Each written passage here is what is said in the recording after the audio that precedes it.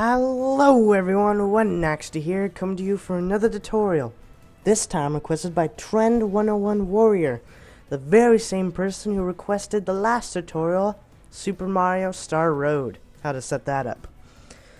Now, this time he's requested for me to show him and you guys how to set up ePSXe, a PlayStation 1 emulator.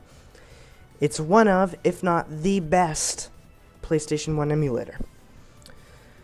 Now, the problem with it though is that on their official site for the download for the emulator, they don't provide the BIOS or the plugins for the emulator which the emulator needs to run. And I don't believe they provide it anywhere on their site actually. But luckily, someone smart, aka AVM1986, has provided the latest version for the emulator, plus the plugins, plus the BIOS, all together in one download. So everything is set up. You just gotta make some small tweaks to the settings after you've extracted the emulator, and then you can play. So I'm gonna show you those small setting changes. So let's get right down to business.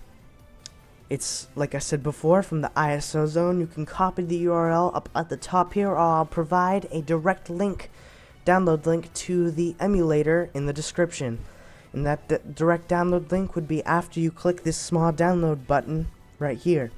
And it will bring you to this site, Cloud Stores. This file right here, this .rar. You click on this big blue download file button, and then it will download straight to your computer. Alright, after you've downloaded the file, go to where you downloaded it and extract it, which I've already downloaded and extracted for this video. But you can use 7-zip, WinRAR, WinZip, really anything that can extract the RAR file will do.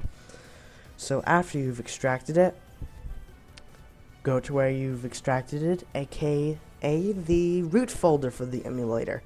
Now it doesn't have to be in your downloads folder, you can put it anywhere you like. It doesn't really matter, everything will work just fine. But I recommend putting your games in the ISOs folder that is in the root folder of your emulator, because that's where they usually belong. I've already put some games in there, as you can see, 2 examples for this. And yeah. Now, let me just say a quick thing about these games. If you get a game with 2 files in it, aka a .bin, .ecm, or a .bin, and a .cue, if this .cue is 1 kilobyte, or 1 KB, that is a forwarder. So you need to have the actual game file in the same folder with the forwarder, and it will forward to the game. Which, there's no need for this file. All you really need is the .bin, .ecm, or .bin file. You don't need these forwarders, but whatever you prefer, doesn't matter. They both work either way. So after you put your games in, you run the emulator, and it should look something like this. Now once you've opened it, go into config, and then video. Now you have a ton of options for video in this, but I recommend using Pete's D3D driver 1.77. It's a direct video driver, and these usually work the fastest and the best, but you can use whatever you prefer, but I'm going to be showing you D3D driver. So once you've selected that, go into configure, and these are the default settings. I will not be showing you any special settings because everyone's computer is different, and everyone's computer has its own availability and power. So if you have a low-end computer, you'll need lower settings. If you have a high-end computer, you can use higher settings. So just set up the video to whatever works the fastest and best for you. And a while back when I used this emulator before, you can crash the emulator if you mess with too many settings, and you can screw it up.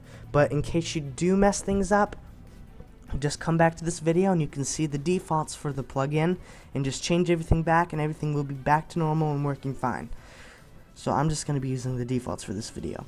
After that, you don't need to set up sound because there's only one plugin, but in case this is unchecked, sound enabled, check it. Now in CD-ROM there are 2 plugins, CDR WNT and W2K, and CDR ASPI. Use WNT and W2K.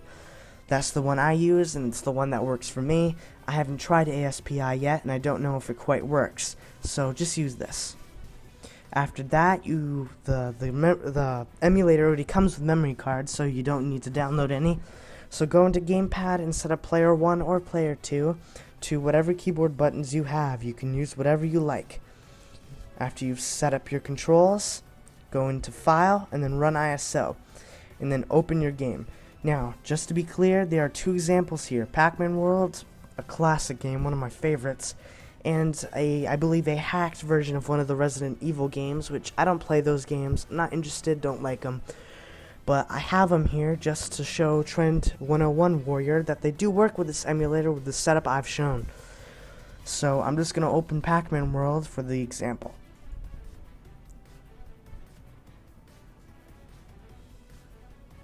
It'll take a second to load, and then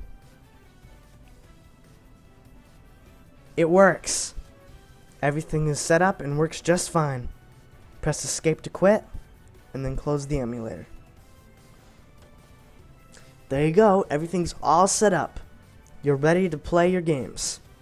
Have fun with your emulation. See y'all later. Bye.